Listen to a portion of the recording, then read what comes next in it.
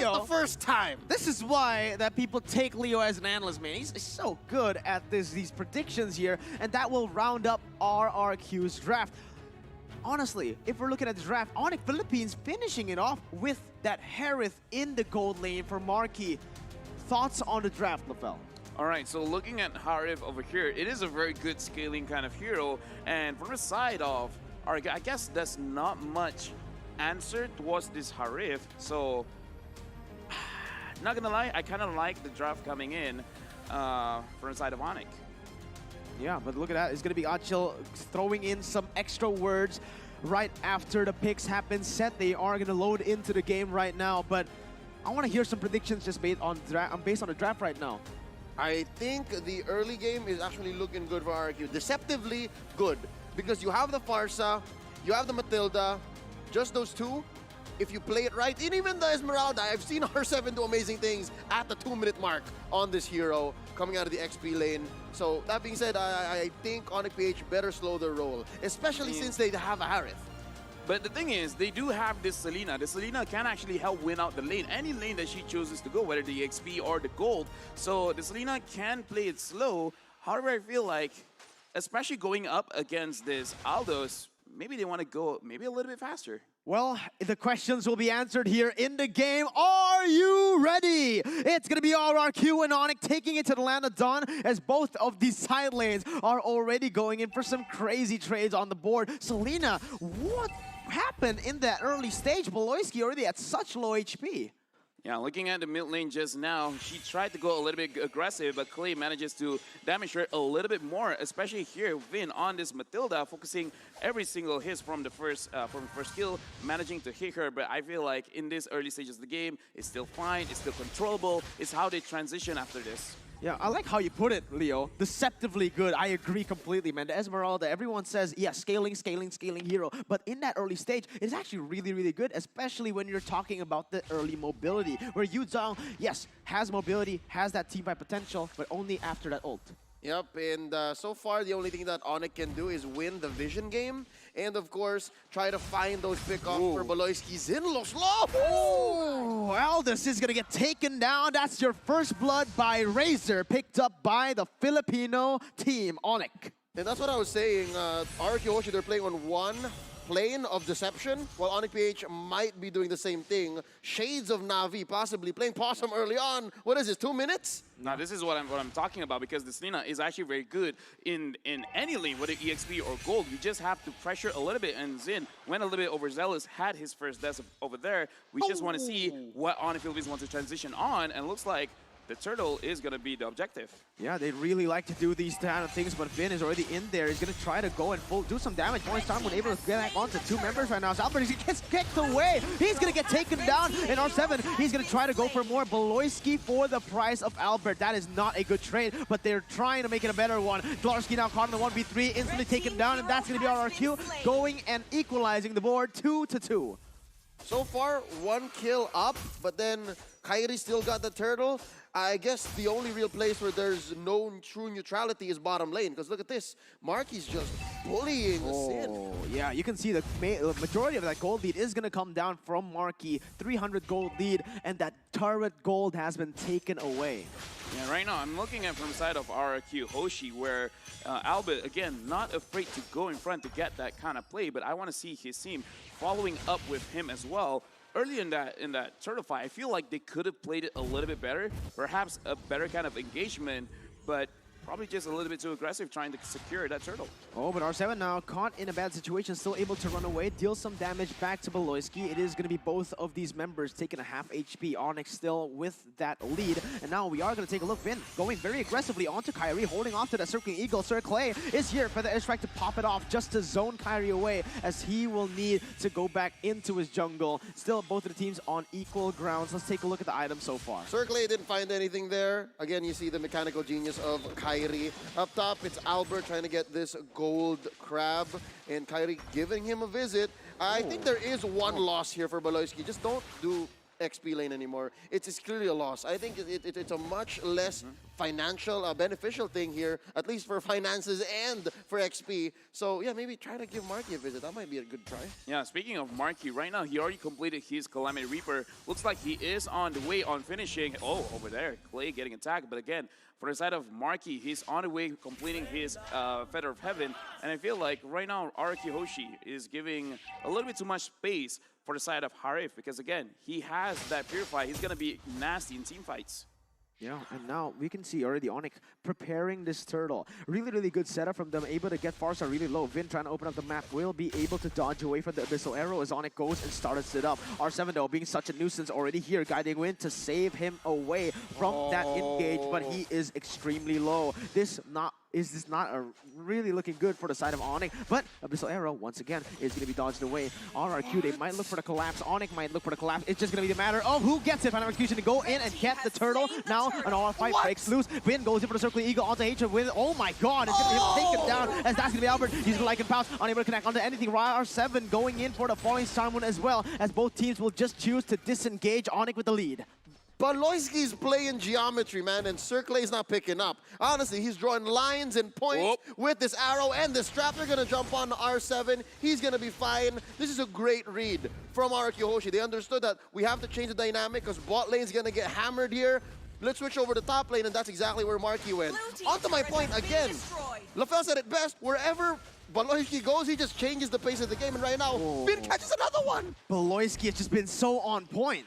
Yeah, right now, actually, looking at the previous team fight from the side of ONIC Philippines, this is the kind of gameplay that we are expecting from them. They're going to prioritize the objectives, but for the side of RRQ HOSHI, in my opinion, it's a little bit uncharacteristic where in terms of timing of engagement, it was not to my liking where Albert goes in first and then R7. I prefer more cohesive kind of engagement and then going together and then selecting the targets. Right now, Vin is at the front. Yeah, look at that. Hatred trying to go for the way the Dragon Jeet Kundo combo. Unfortunately, only landing onto Vin, but the Abyssal Arrow again, just so on point for Baloyski. This is the name of the game right now. Baloyski on the Selena as the top side will be ganked. R7 will be able to get out of that one. Very, very fast rotations. That was insane. He knew the limits. He knew ONIC Philippines didn't have the engage potential to lock him down, so he stayed a little bit longer. And now RRQ pushing the face in the mid lane. Abyssal Arrow unable to connect. Vin trying to zone Baloyski out. And now again, it is just a 1,000 gold lead, but so far it's still down right in the middle. Abyssal Arrow opening up the map once more.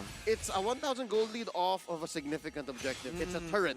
It's a turret that Aldous on Xin has to really think about. And again, that's what's opening up these rotations for Marky. So they're able to put more of a dent elsewhere. And again, 2 turrets going over to ONIC PH. That's not nothing. Oh, look at that. It's going to be the way the Dragon connecting onto Albert. He's actually going to be able to turn this around, and now it's going to be Hatred running for the hills. Flicker being used, and the Feathered Airstrike comes in, almost taking him down, but this is very good setup for the Turtle. Vin, he doesn't want the Turtle. He wants a kill. Unfortunately, unable to get that. The turret will be taken down in the top side, and the Turtle will be started by ONIC PH. Let's see what happens here. It's going to be the chase coming in. R7 going for a point start, unable to connect onto Kyrie, but it's going to be him taking the retribution on the Turtle. Xin goes on to Kyrie, still able to dodge with that Thorn Rose, and that is ONIC picking up the objectives and instantly backing off. But Larsky, maybe they're not done here. Maybe he wants some blood, but no, just backing away. No, he's blunted. Again, this is just mad discipline coming from ONIC PH. They take what they need, then they get out. Oh, 7 Force! Oh, falling time window. Devon Force maybe a little bit too aggressive there. Marky's able to dash around, completely outplaying RRQ. A 1-for-1 right now, but ONIC still stays at a 2,000 gold lead.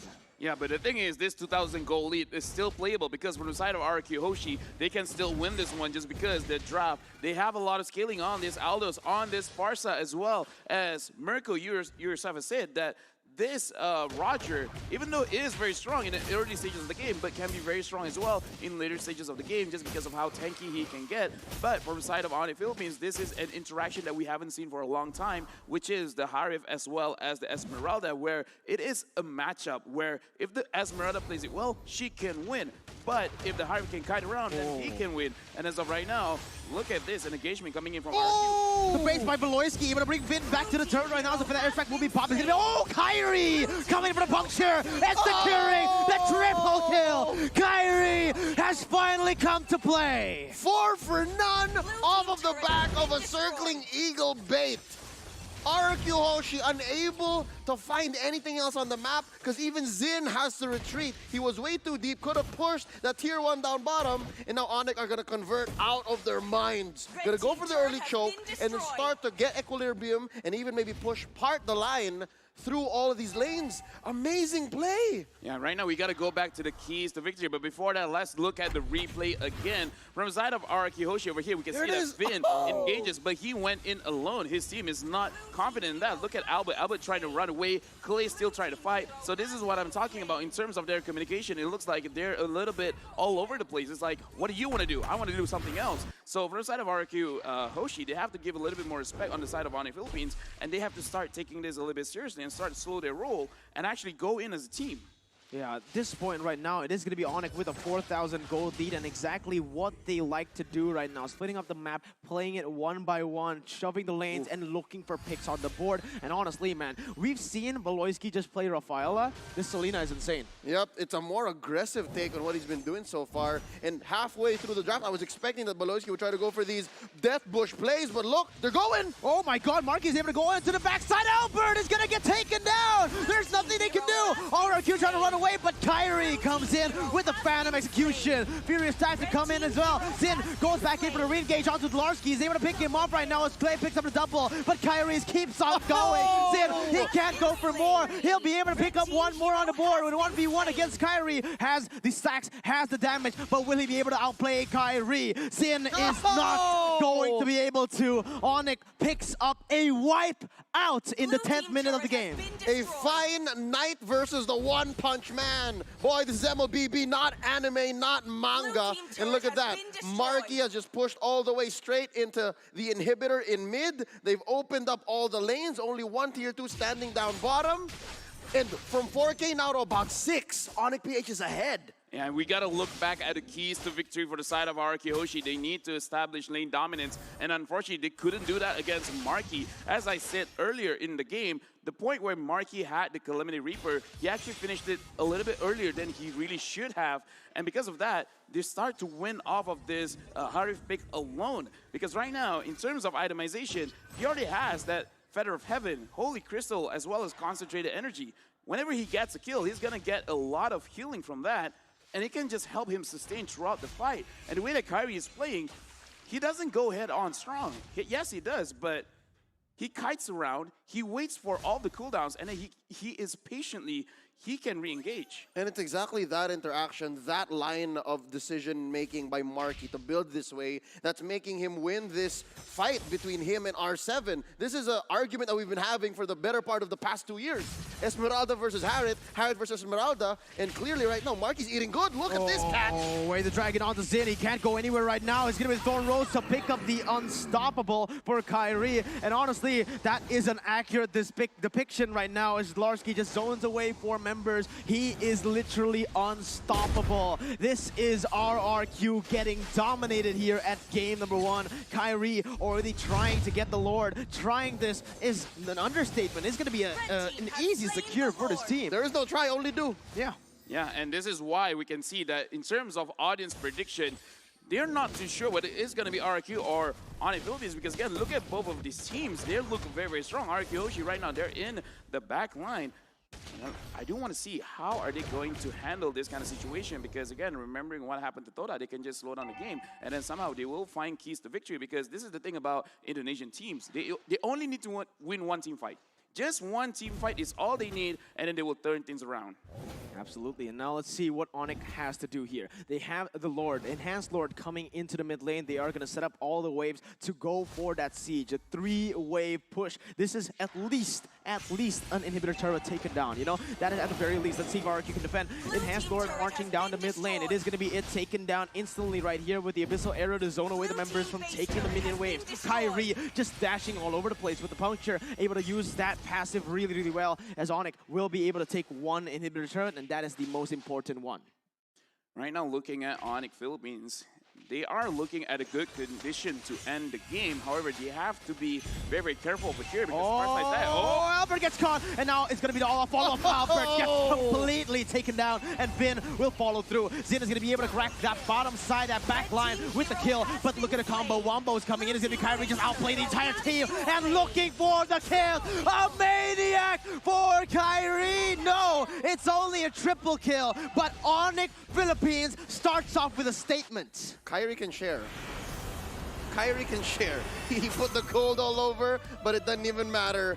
What a start for ONIC Philippines. This is a best of 5, and I think we're just getting started. We're literally just getting started. Yeah. Honestly, that wasn't a statement. That was a declaration of war. Yeah, this is a situation where I did not thought that we would be in. I thought the first game, we're going to go guns blazing, and I thought that the guns would come blazing from our side of RRQ. On the Philippines, they're going to play a little bit more methodical, but looks like in this game, they want to show up. It's like, we're not that scared to go on a team fight kind of situation. So right now, RRQ, they have a lot to respect right now because Marky is looking strong.